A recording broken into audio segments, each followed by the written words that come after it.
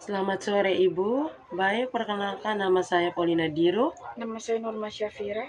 Kami berdua di sini akan menjelaskan materi tentang Keseimbangan cairan, elektrolit, dan asam basa. Baik Ibu, saya yang pertama duluan. Saya akan menjelaskan tentang keseimbangan cairan. Keseimbangan cairan adalah kondisi di mana di dalam tubuh masuk ke dalam tubuh sama dengan jumlah cairan yang keluar dari tubuh ini penting untuk menjaga fungsi fisiologi yang optimal. Yang kedua, jenis-jenis cairan dalam tubuh. Yang pertama, cairan intraseluler, yaitu cairan di dalam sel. Yang kedua, cairan ekstraseluler, cairan di luar sel terdiri dari cairan interstisial. Yang kedua, cairan ekstrakululer, yaitu cairan di luar sel terdiri dari cairan interstisial atau antara sel, dan cairan intrasekular, itu cairan pembuluh darah.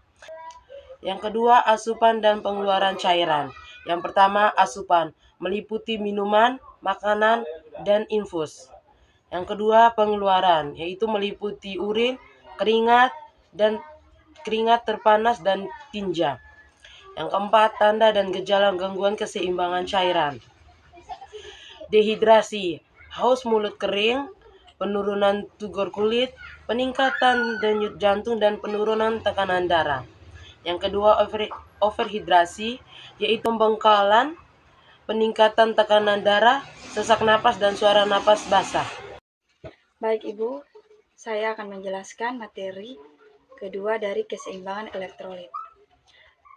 Elektrolit adalah mineral dalam tubuh yang memiliki muatan listrik, berperan dalam berbagai fungsi fisiologis termasuk kontraksi otot, mengatur keseimbangan cairan, dan fungsi saraf. Jenis elektrolit utama. Yang pertama ada natrium, penting untuk mengatur tekanan darah dan keseimbangan cairan. Yang kedua ada kalium, penting untuk fungsi otot dan jantung. Ketiga ada kalsium, berperan dalam pembekuan darah dan kesehatan tulang. Ketiga ada magnesium, terdiri dalam banyak reaksi biokimia. Dan terakhir ada klorida, membantu menjaga keseimbangan cairan dan pH. Yang berikut ada gangguan elektrolit yang terdiri dari pertama, hiponatremia, kadar natrium rendah dapat menyebabkan kebingungan dan koma. Yang kedua, hiperkalemia, kadar kalium tinggi dapat menyebabkan aritmia jantung. Yang ketiga, hipokalsemia, kadar kalsium rendah dapat menyebabkan kejang otot dan spasme. Dan terakhir, hipermagnesemia, kadar magnesium yang tinggi dapat menyebabkan kelemahan otot dan gangguan pernapasan. Berikut materi kedua tentang keseimbangan asam basa. Keseimbangan asam basa mengacu pada pH darah dan cairan tubuh lainnya. pH normal darah berkisaran antara 7,35 hingga 7,45. Sistem pengaturan keseimbangan asam basa terdiri dari dua sistem. Sistem pertama ada sistem buffer, menggunakan zat-zat yang dapat menyerap atau melepaskan ion hidrogen untuk menjaga pH.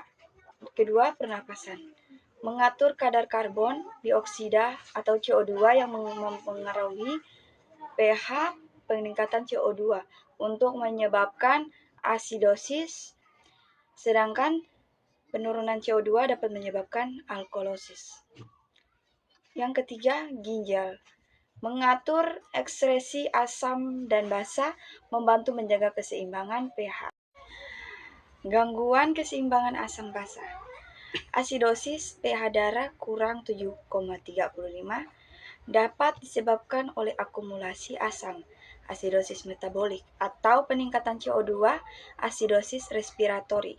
Alkalosis, pH darah lebih 7,45 dapat disebabkan oleh hilangnya asam, alkalosis metabolik atau penurunan CO2 alkalosis respiratori.